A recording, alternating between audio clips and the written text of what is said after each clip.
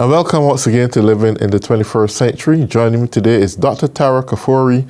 She is the Director for River Educational Consulting.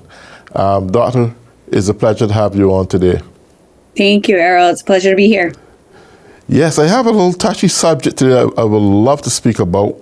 It's really discrimination in the schools through sexual orientation.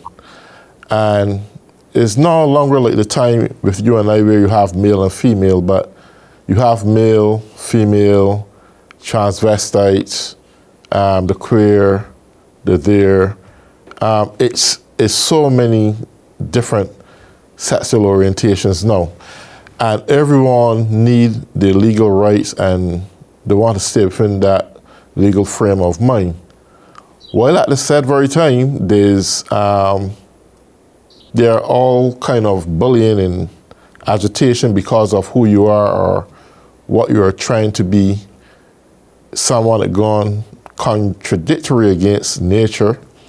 And this is not to in any way or any form beat up against people because of their sexual orientation. Do you think that today have an impact on the mental stability of the kids who now are in school, or do you think it's something that they all learn to live with? It's definitely a great subject matter to talk about. First and foremost, from the mental health perspective, not accepting a person for who they are actually deeply impacts the mental and emotional health of a child and the development of a child. Yeah. So starting out with that, for instance, if we're going to approach it from the mental and emotional and even psychological standpoint, being told by society or being told by a family member or by friends groups or peer groups that you are not who you're supposed to be according to the other person diminishes the self-esteem, the self-worth, and the self-value, and the confidence, multiple different layers of that individual in and of itself.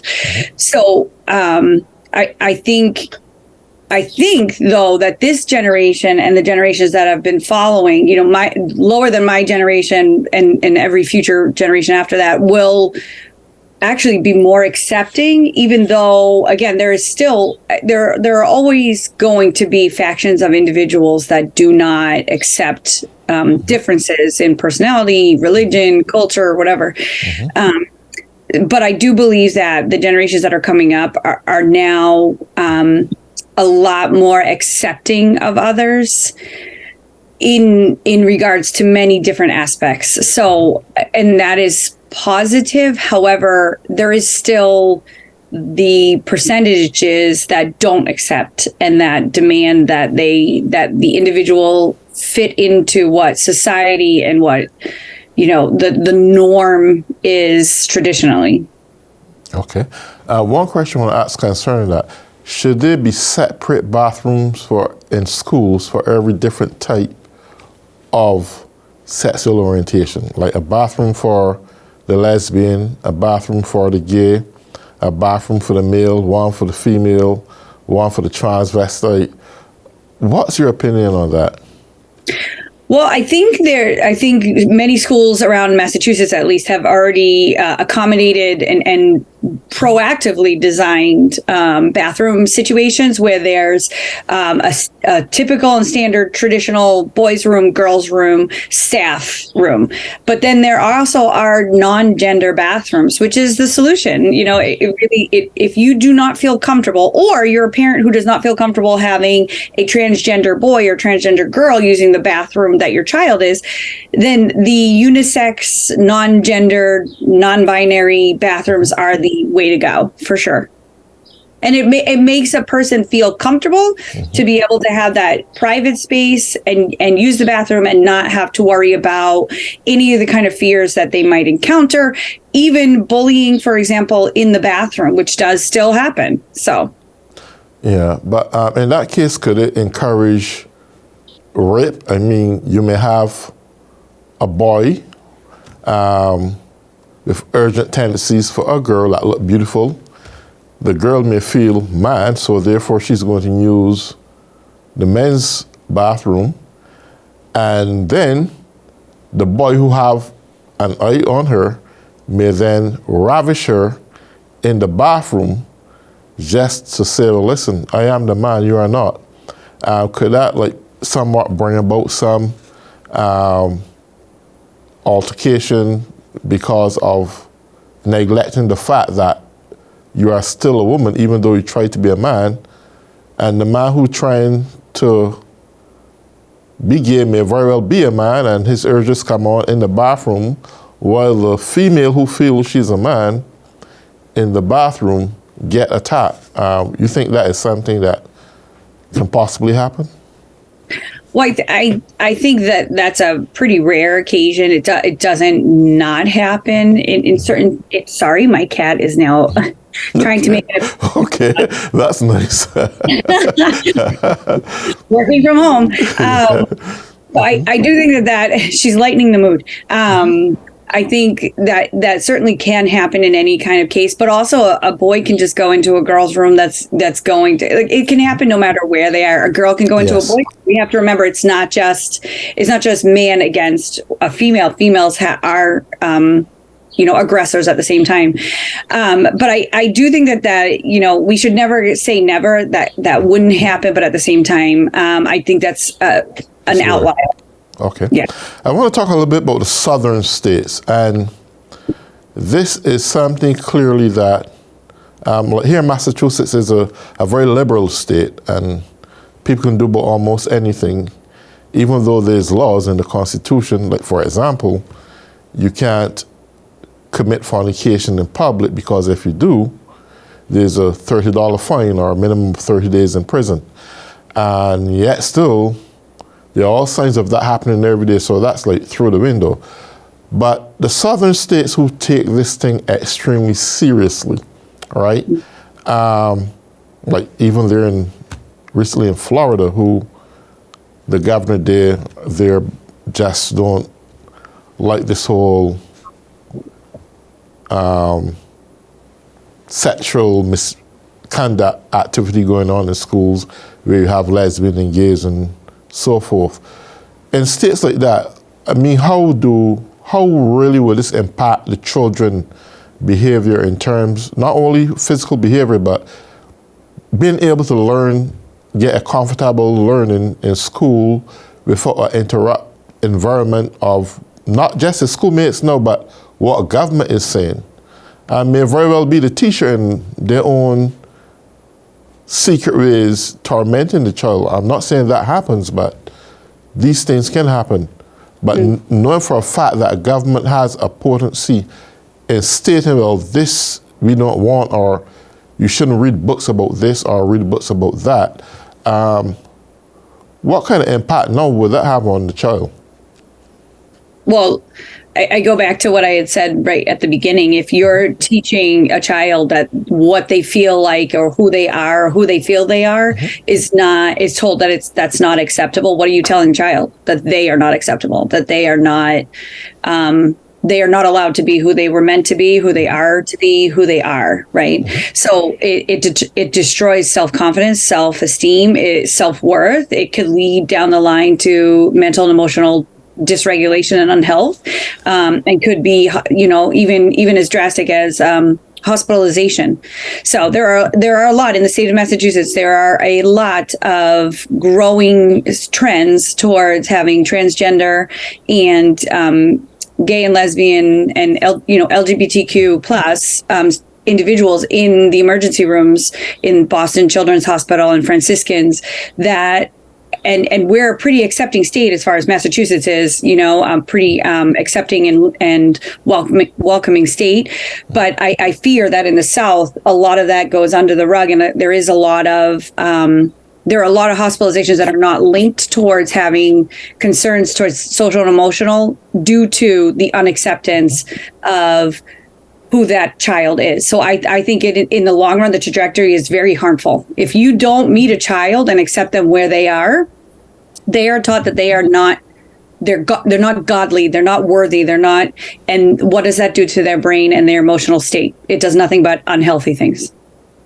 Absolutely. I mean, I'd like to speak 2 minutes on a certain matter. And I, as a Christian and a pastor also, I had to look at things realistically, and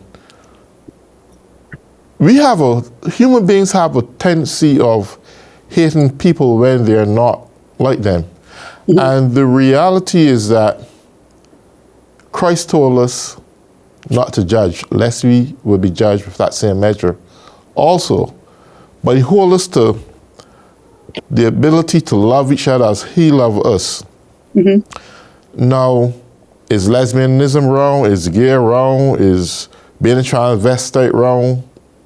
It is all wrong. It's no different than a fornicating man or adulterous man or adulterous woman or a fornicated woman. It's all sin, and God had destroyed Sodom and Gomorrah for that. But even though that had happened, Christ make it absolutely clear to love our neighbors as we love ourselves. Mm-hmm. Judgment is his. We are obligated to love unconditionally. It means because that's a lesbian there, or he's a gay person or transvestite, that we can't give them show the same compassion, mercy, and love that Christ showed for us. Now, people pray about it, and this is where knowledge comes to really play a part, even in Christian society. Mm. We can't pray for these things. Christ warned us. He told us that in these last days, man become lovers of his own flesh. These things must come to pass. Is expecting of it shall pass. Christ is telling us these things must come to pass. When these things happen, that his presence draweth nigh, right? And his return draweth near. Well then, under God's Son, he said when he sent the rain to fall, both the righteous and the unrighteous gets to enjoy it. When he sends the sun to shine, both the righteous and the unrighteous gets to enjoy it. Mm. So Christ is telling us that there are equality right across the board for everyone. It doesn't matter of what their sexual orientation is. I'm not in position to judge because we all born in sin and shape and iniquity. We got to love our fellow man and our sister, our brothers, the way we love ourselves. It's essential we do this. Now, I said all that to state this. Mm-hmm. Do you think in classrooms that there should be an establishment of awareness? I didn't know everyone don't want to hear about God. It's fine. But there should be some godly principles or some stimulated educational package that states, well, listen, it doesn't matter who you are, we have to learn to accept and respect each other for whoever we are. I think that should be the foundation right now, making mandatory through all schools. I want your opinion on that. I do. I apologize. My cat just fell off the window. She fell asleep. Oh dear. I'm sorry. You should put her next to you. I know. I think I actually approach it, as a fellow Catholic and Christian, I actually approach it in a different way. I actually approach it from the humanistic version where yes. I am no better than the other person. Right. And so who am I to tell another person what they can and cannot do, as long as they are not doing harm to my fellow individual. Absolutely. Then my opinion is moot, right? Like I really don't have that.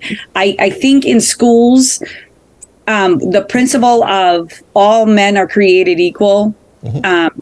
And I know that there's debate about how that was actually meant, but and how it was employed. But I really do think that is the basis of principles for worldly rights, whether we're in the United States or across the board.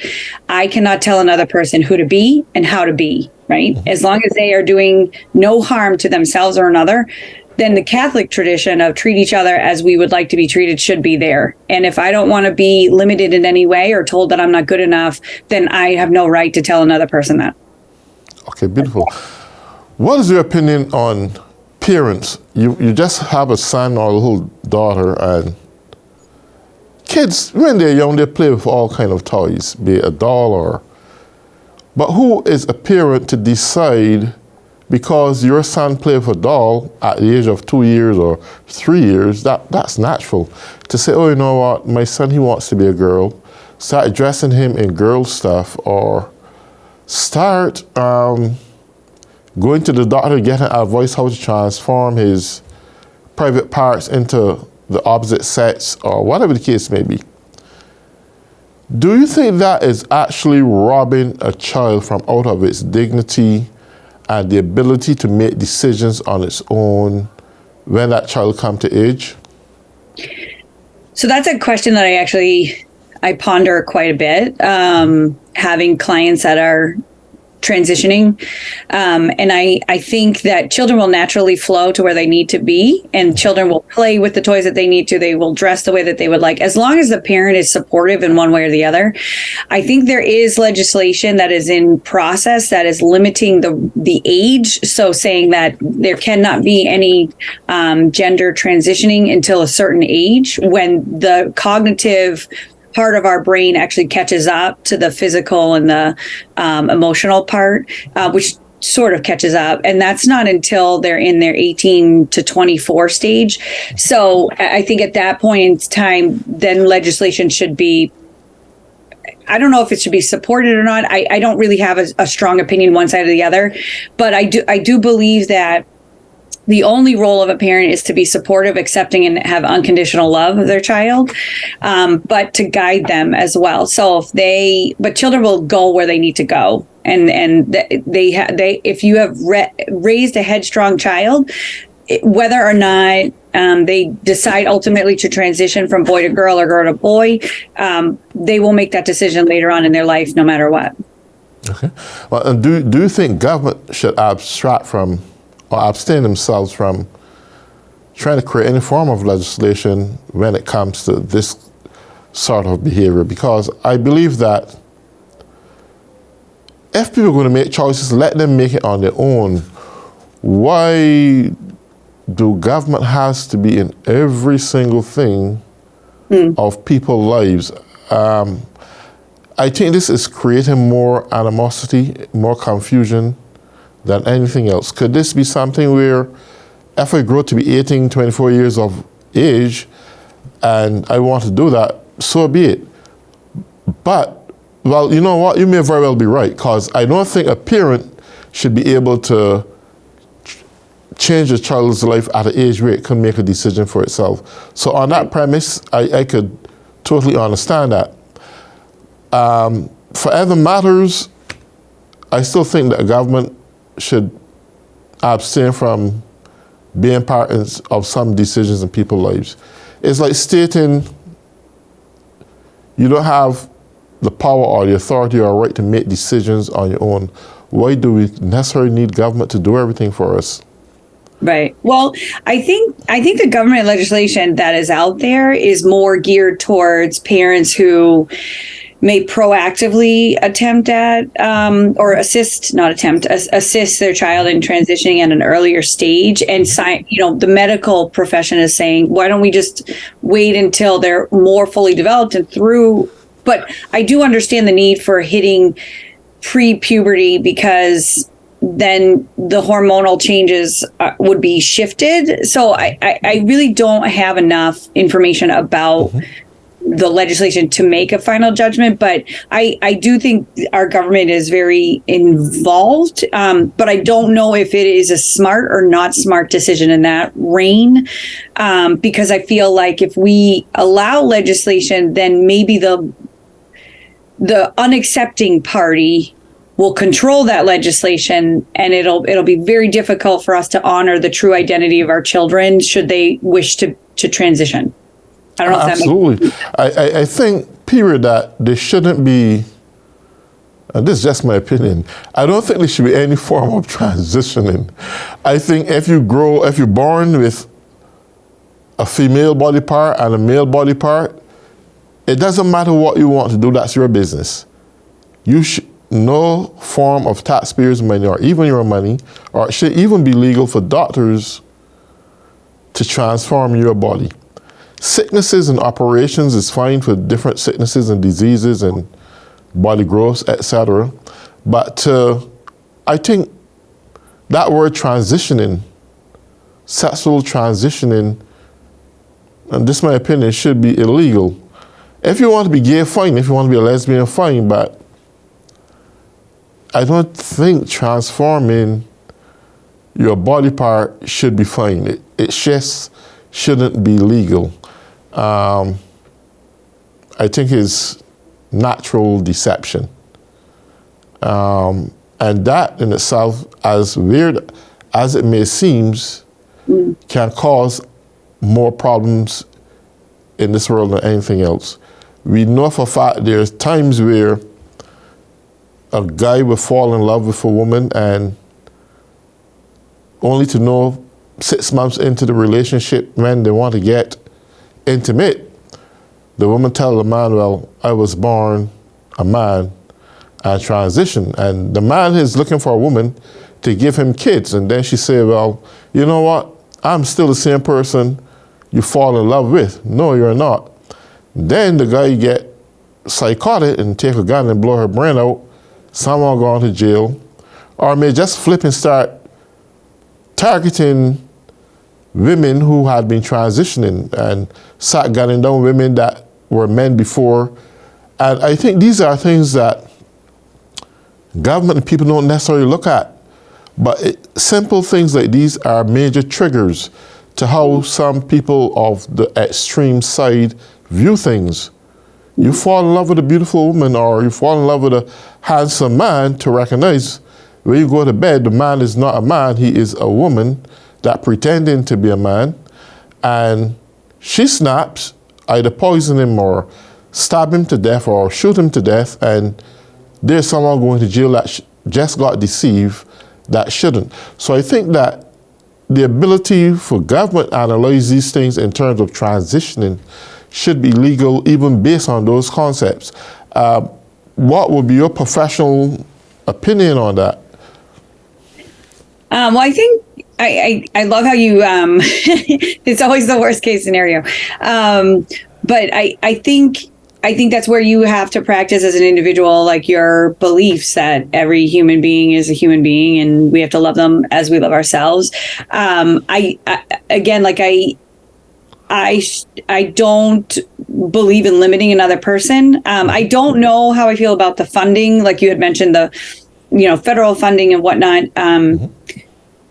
But I do believe in if a person is born a man and would like to be a woman, I think there needs to be accountability and responsibility to avoid the situations that you talk about, where they are deciding to transition to another gender, that they have the responsibility to make that known immediately to the other person that they have a love interest for.